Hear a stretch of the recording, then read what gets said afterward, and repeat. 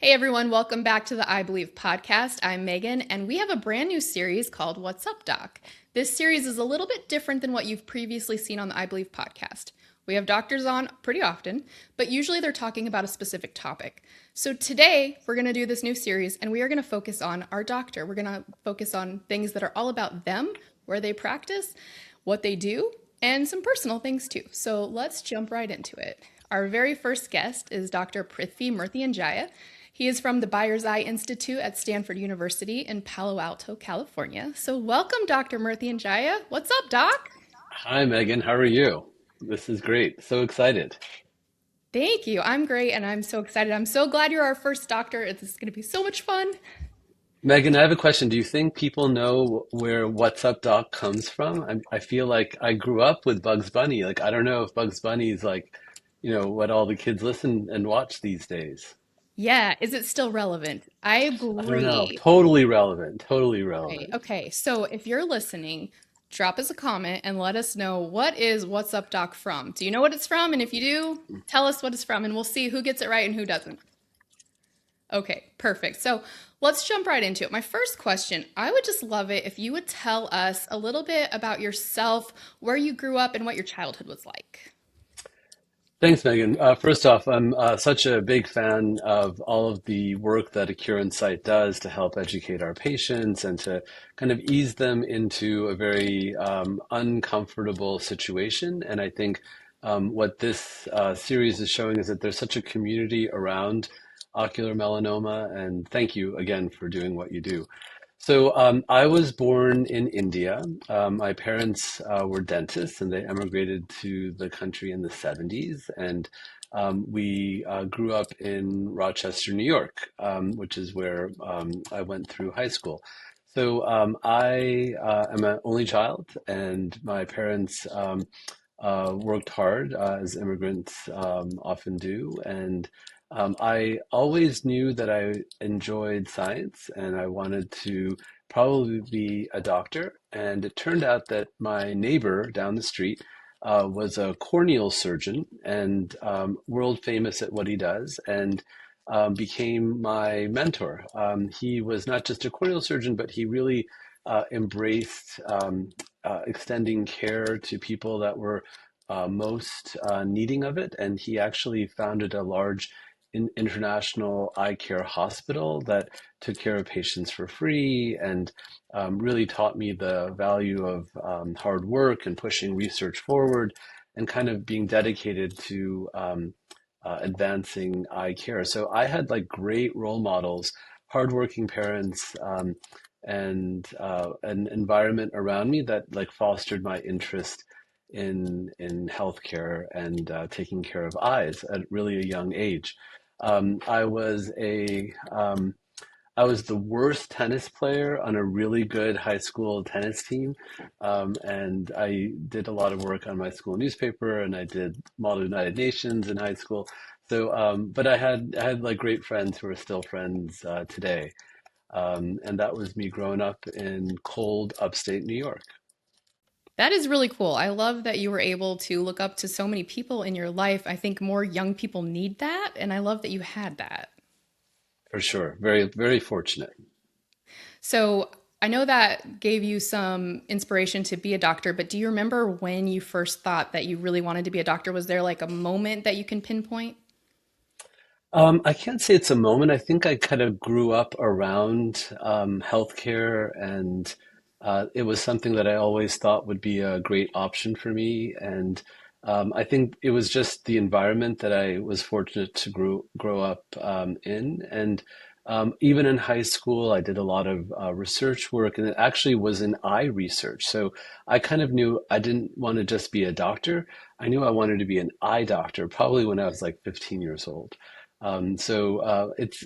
Maybe I would have, if I didn't have those experiences, I would have done something different in my life. But like, how fortunate! Like, I kind of, got turned into this line of work and research and interaction at really a very young age, and even through school, I knew that that's what I wanted to do. And if anything else was more interesting, great. Like maybe I would have done that. But this was just the default was always to take care of eyes. So. I kind of knew from when I was very young. Oh, I love that. And when did you first hear about ocular melanoma? When did that come into the picture? So ocular melanoma, when I was a resident in ophthalmology at Duke University, which is where I did my residency training, was when I first learned about ocular melanoma. We had specialists at that time who were doing a lot of other things, but they also focused on eye melanoma. And I'll be honest, I didn't see a lot of that as I was a resident, but when I was a retina fellow, during my training also at Duke University, that's when I really began to see and learn more about eye melanoma. And that's when I recognized that this was a disease that needed attention. And I had the opportunity to continue my training where I learned a lot about it.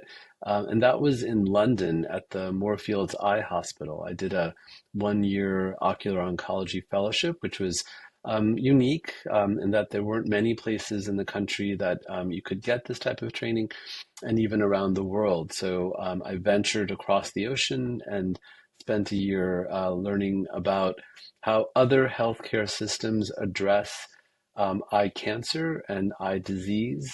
And it wasn't so much that they were doing things better or more advanced, but they were doing it slightly differently. And I thought that was an interesting way to blend, my interest in eye care, my training as an eye doctor, but also, how can we advance what we do in this country by taking the best of what others do from around the world. I love that. I think that's such a great thing. So I think there's some confusion with ocular oncologists, medical oncologists, who people are seeing. So when you ended up in medical school, which doctor are you and how'd you get there? Walk us through that a little Right. bit. Sure. So I my path through medical school is a little different than most. So when I was in high school, I knew I really wanted to be a doctor. So there were a few programs in the country that allowed you to get accepted into medical school straight out of high school. That sounds kind of crazy. So I did what they call an accelerated 6 year medical program. So instead of 4 years of undergrad, I finished my undergrad in 2 years. And I was automatically accepted into medical school to follow. So in 6 years, I was able to finish all of my medical training. And at the end of medical school, you're a medical doctor, and MD is granted to your degree. And at that time, we have to make decisions as to what our further specialization will be, if you wanted to do that at all. And, one line is what I chose, which is to focus in ophthalmology, which is the study and the surgery of everything to do with the eye and its connections to the brain and to the body. That's a 3 year residency training program that you would undergo. And then after that, you can specialize and take care of patients as a general ophthalmologist or to do additional training. And I did actually several additional bouts of training. One was extra research years, and then I did a retina specialization, so specializing in the care of the complexities of the inside of the eye and the retina, which is so important for our vision. And then I did another training program to focus on eye cancer therapies in both babies and adults, so kind of the whole spectrum.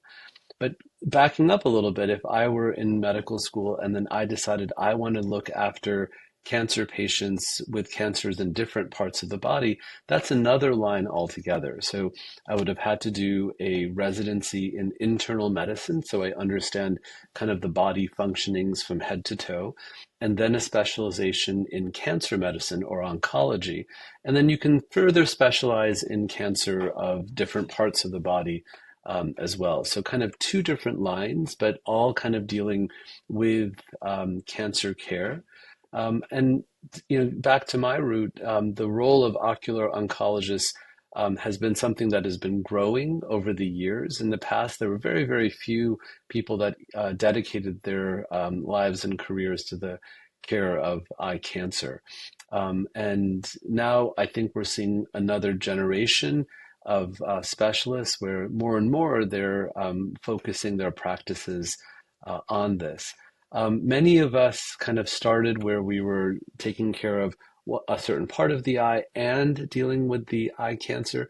And then as our practices have continued to evolve, now predominantly my practice is looking after patients with eye cancer, not just eye melanoma, but that is the bulk of what I take care of, both inside of the eye and outside of the eye. But also, for example, children with eye cancers like retinoblastoma or other types of cancers that affect the eye. And also patients that have cancer in other parts of their body that can sometimes come to the eye, or the chemotherapies that they take can affect the eyes. So there's a whole nother dimension to what we look after other than just melanoma, but melanoma is the big one for us. Perfect explanation. Thank you for that.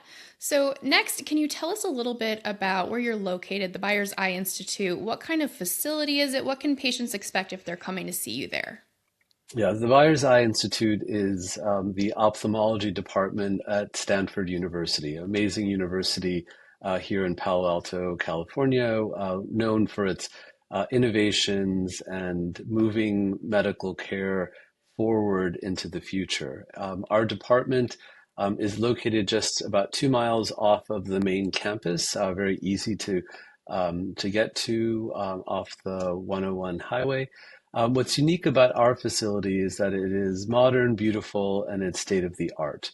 The ocular oncology work has recently been designated a center of excellence at Stanford University. So we are the Alan Adler Center for Ophthalmic Oncology, which may be one of the few named centers of excellence in any university here in the United States. So we're quite happy to offer really the best of our heartfelt care to our patients. The facility is not just taking care of eye cancer patients, it's really all elements of eye care, and of which we hold an important role in taking care of our patients with ocular melanoma and other conditions. The neat part about being at an academic medical center like Stanford is that we have an amazing connection with all of the other doctors that are part of the care continuum for our patients. So we are connected very closely with the Cancer Institute and the Cancer Center here at Stanford, which houses experts in radiation oncology, radiology, neurosurgery, and medical oncology. And we have a crew of outstanding medical oncologists who specialize in melanoma, and specifically ocular melanoma in other parts of the body. So really our coming to a place like Stanford or any other academic medical center really allows the connection across the care that needs to be delivered. So you don't see everybody on that first day, you see them as you need to, but we're connected. And I think that's what's really cool about a place like Stanford.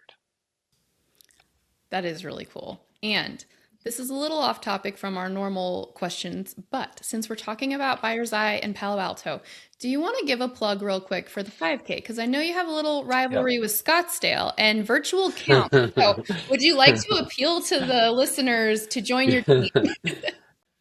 So putting a plug in for July 11th, Saturday morning. It is our fifth annual Eye on a Cure walk here in Palo Alto.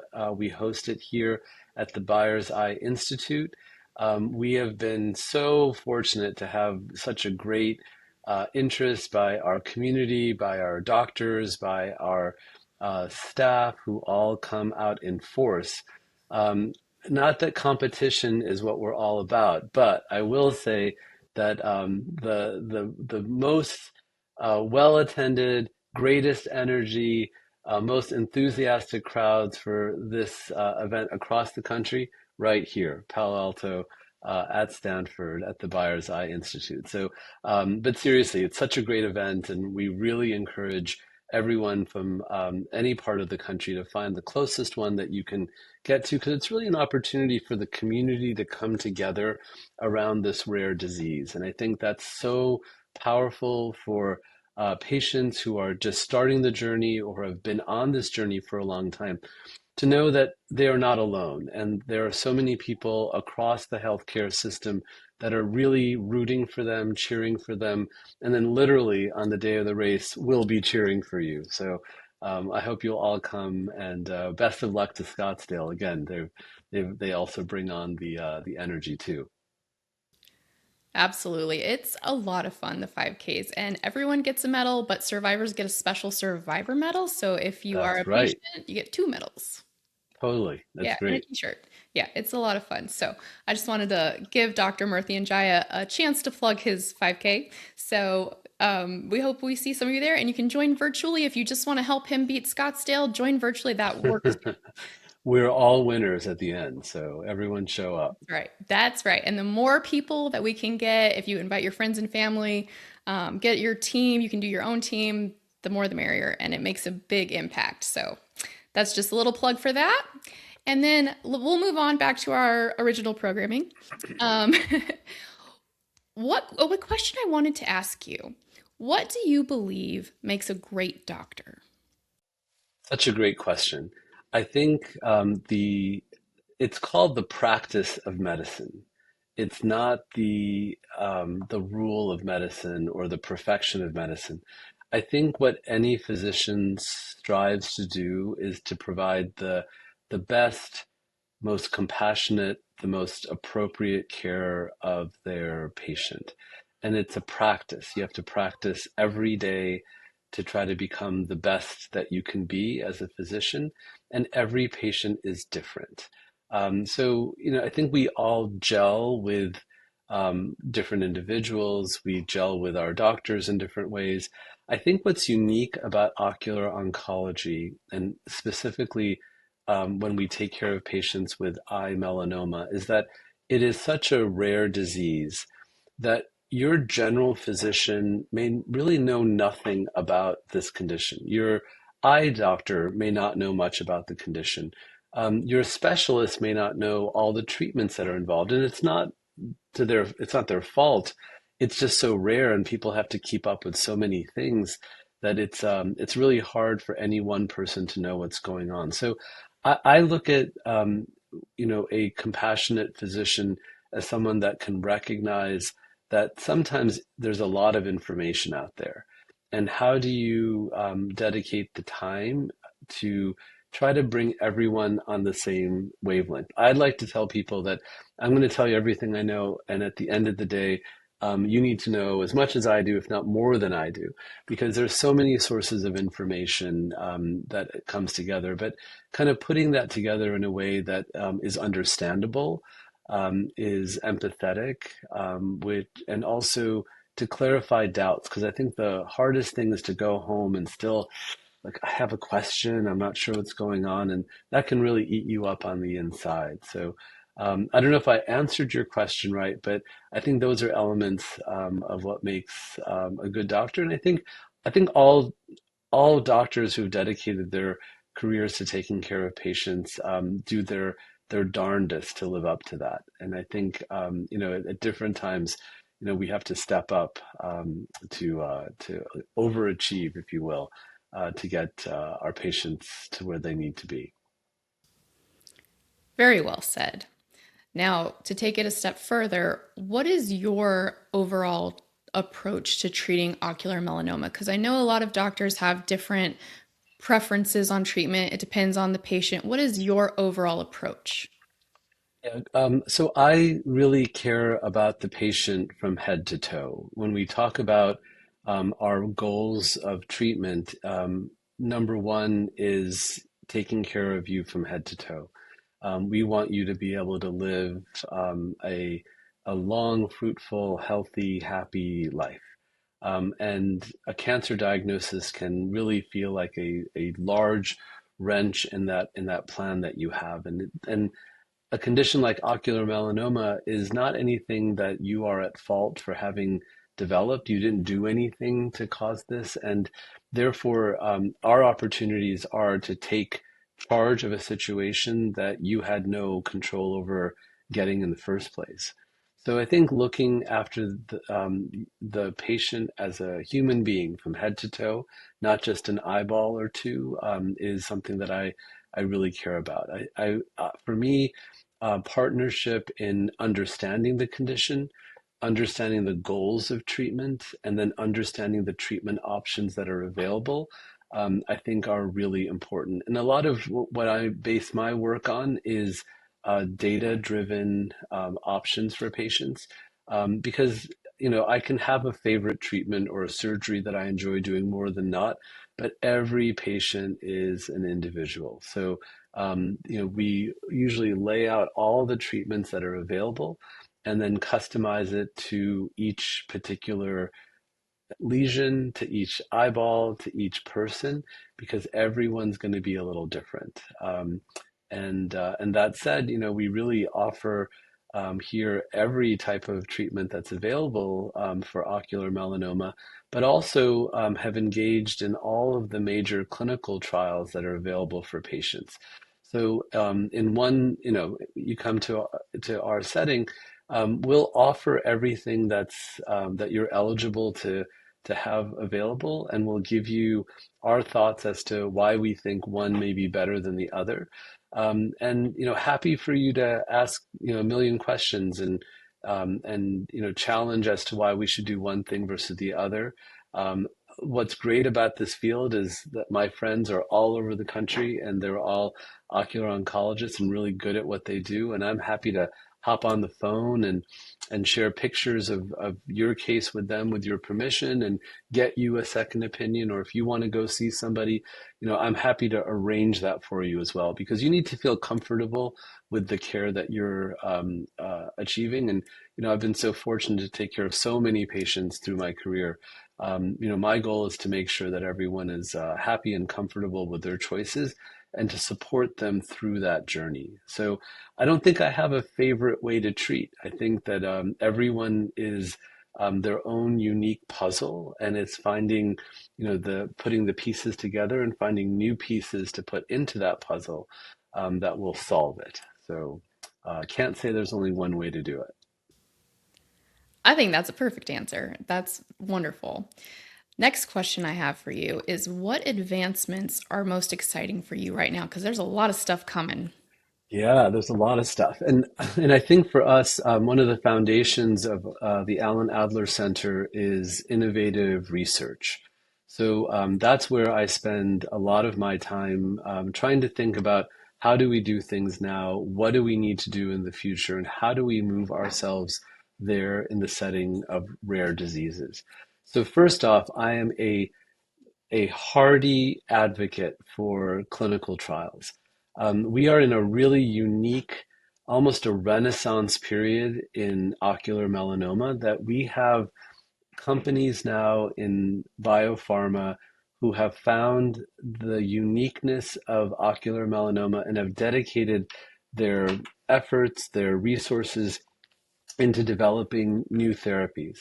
For the first time, we have opportunities for patients to think about therapies in every realm of treatment for ocular melanoma, in the setting of small tumors, medium-sized tumors, large tumors, in the ability for chemotherapy to shrink tumors before we do eye surgery, for treatments after they've had their eye therapies, or in the cases where patients develop metastasis, new options in clinical trials. We haven't had these many options on the table ever.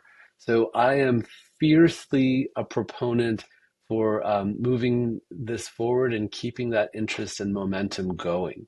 And in many cases, having all these trials opened here at Stanford really gives me the full palette of what I can offer patients. And not everyone qualifies for everything. And this may or may not be the right thing for you, but it may be an option that we should put out there and talk about it, whether it's good, whether it doesn't work, why or why not. So I think that that's something I'm very, very excited about. And our medical oncology team here really works hard to get as many of these trials open. And I think pretty much every major trial, we have open and available to us.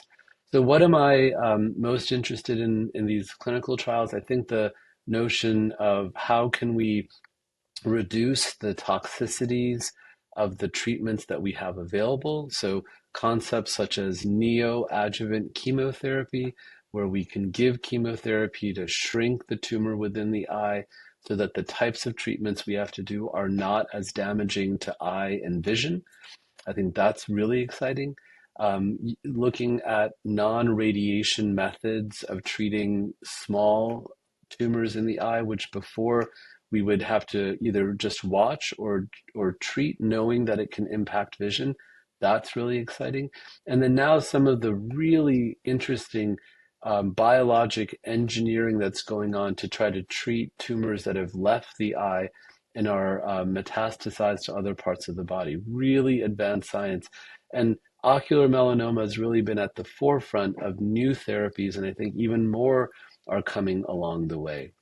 Our work here, I think, is also super exciting at Stanford. So we've been interested in what we call liquid biopsies. So this is taking samples of fluid around the tumor from the eye in a very minimally invasive way, and understanding that the fluid that bathes the tumor actually holds as much information as when we take a sample of the tumor itself to do a biopsy. These are things that can be done in the office, super easy, repeated in time as we need to. But now with the technologies that we have here at Stanford, we're looking at markers at several thousand-fold greater than what's ever been available or published before. And now we're not just looking at this to tell us whether a patient has a high risk or low risk tumor. We're using it to make diagnoses. We're using it to customize treatments for patients. So theoretically, you don't need to have just one available drug to treat what's in the eye. You may have what's good for you or what's good for me. So customized precision medicine is what we're going for. We're doing a lot of work with image analysis and using artificial intelligence to diagnose tumors earlier. So we've got a lot going on. And for me, the excitement is how we can propel the field forward and improve the care for our patients. And most importantly, improve lives. That's what it's all about. That's amazing. I love everything that you guys are doing. And I mean, the whole community, I think, is so grateful for every doctor, every researcher, every bio company that's putting so much effort into this. So it's just huge to see it moving forward. So next question, I want to switch to some that are a little more personal about you. What keeps you going on the hard days? Because I know you have some hard days. What keeps me going on the hard days really is the people that I am around. It's the patients that I get to take care of. It's my staff and my team that are also working as hard as I am. It's all of the students. Like I'm an educator at heart, and really knowing that I need to set the tone and the example for my trainees who will then be the next great experts in the field one day, which is my hope. I think that are all things that just move me forward. But yeah, there are hard days, and I think we recognize that. Being able to share that with my loved ones, I think really does help me to kind of decompress from that. So hard days are hard, but it's harder for our patients sometimes. So we need to be up to the task and up to the challenge. And how has this work changed you as a person? Um, I really feel fortunate. For me, um, having the opportunity to be involved in such a niche area in medicine really forces me to be at the best of my game, to keep giving what I can in terms of my clinical care, in what little I can contribute to research and teaching the next generation. It's really given me like such great opportunities. So I'm ever grateful. I wish we could just cure the whole thing and we never have to deal with it. That would really make me so happy.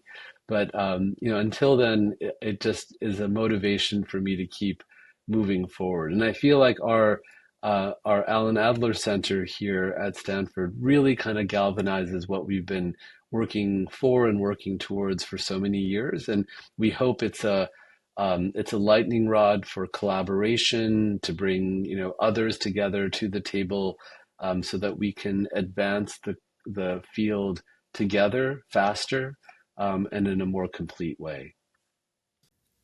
What have your patients taught you through the years? My patients have taught me resilience. They have taught me their ability to go through what they do in a period that probably starts with a lot of fear and kind of personal terror and just not knowing what to expect, to accepting their situation and then taking the reins and moving their care forward. And the most amazing thing is everyone's journey is different, but there kind of emerges from all of that the efforts that the patients go through, and an ability to help their fellow patient as well. So, when they give back to organizations like a Cure Insight, or they find a buddy who they're going to help talk through what their journey was like, I think that's amazing. I mean, I think just shows the capacity that humans have to be strong, to persevere, and then to help others. So I think I've just seen the whole spectrum of humanity in my patients, and their families and their caregivers. It's inspiring. And I think it just shows that as a community coming together, we are so much stronger than any individual. What does hope mean to you in your work? Hope means tomorrow. Hope means an ability for people to live the life that they've always wanted to live, to share it with their family, with their loved ones. And that happens one day at a time. And it could be a very long day, but a day at a time. And if you can think about that tomorrow and the tomorrow after that, that gives me hope. What brings you the most joy outside of medicine? It's got to be my family. I'm lucky to be married to a wonderful woman who's an oncologist and way smarter than I am, taking care of cancer patients. And we share having raised two beautiful, smart young women who are kind of carrying their careers and their lives forward. And I think just enjoying the time that taking care of people is something that is so important to us, but finding time with each other really is great. I love playing tennis, and I've been playing more and more, and that just kind of gives me a little release with my friends and colleagues. What does a perfect day look like for you? Perfect day is a perfect day where I'm not working is getting up a little late, a cup of hazelnut coffee, um, a an hour of tennis with friends where I don't miss every ball, but maybe half the balls. Nice lunch with my wife, a nice nap in the afternoon, a stroll around the neighborhood, and good dinner with friends. That would be a lot of fun. And if my kids are home, that's even a bigger plus. That does sound like a perfect day. All right, the last part of this episode, we're going to go into our lightning round where I'm just going to pepper you with some questions that you're going to answer just sort of rapid fire. So, Uh-oh. what is your go to Starbucks order? Oat milk latte short. Okay. Morning person or night owl? Morning person. Favorite vacation spot? Visiting family in India. What's currently on your playlist? The new U2 album that just came out. Favorite movie or TV show? Shawshank Redemption, and I'm watching The Pit because I used to watch ER when I was in med school. I've heard it's good. Okay, are you a planner or go with the flow? Planner who goes with the flow. Me too. What's a small thing that makes your day better? Um, small thing. A small thing that makes my day better is cookies in the middle of the day. Ooh, I like that. Do you have a favorite quote or a mantra that you live by? Oh, yes. So my favorite quote is work hard, play hard. Love that. What is the best advice you've ever received? Never sell yourself short. What advice would you give your younger self? Um, be more organized. Oh, I feel that. Do you have a hidden talent? I have no talents. um, let me try that again. Um, yeah, my hidden talent is I'm a pretty good MC. Oh, I'm excited to see that one day. We're going to make that happen. Okay, what is something people would be surprised to learn about you? Um, I'm an only child because I'm so like well adjusted. Love it.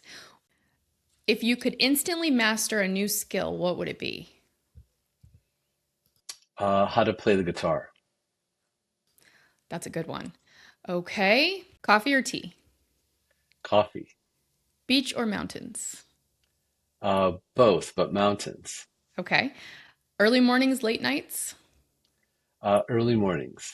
and sweet or salty? Sweet if it's Dunkin' Donuts glazed. That's perfect. Okay, and what's your favorite candy? Snickers. Snickers. All right. Well, that's all of my questions. Is there anything else that you would like to share with us before we wrap up? No, I think this is wonderful, and I hope everyone in your community can feel comfortable with the doctors that they get to work with. We have a fantastic group of ocular melanoma physicians across this country, and we are all colleagues and we are collegial. So I feel like everyone is in really good hands. Everyone's trying to do good work, and I wish you all great health and success on your journey. Thanks, Megan. Thank you so much, Dr. Mruthyunjaya, for being here and for being our very first What's Up Doc series episode. We're thrilled. We're thrilled to bring this to the community. And this really came about because people kept asking the questions. Do you know this doctor? Do you know anything about them? And we thought, hey, we know them and we love them. So let's bring them to you and show you what we love about them. So we're really excited about this. If you want to see more doctors, please subscribe wherever you're listening. Give us a like, leave us a comment, and we will see you all on the next episode.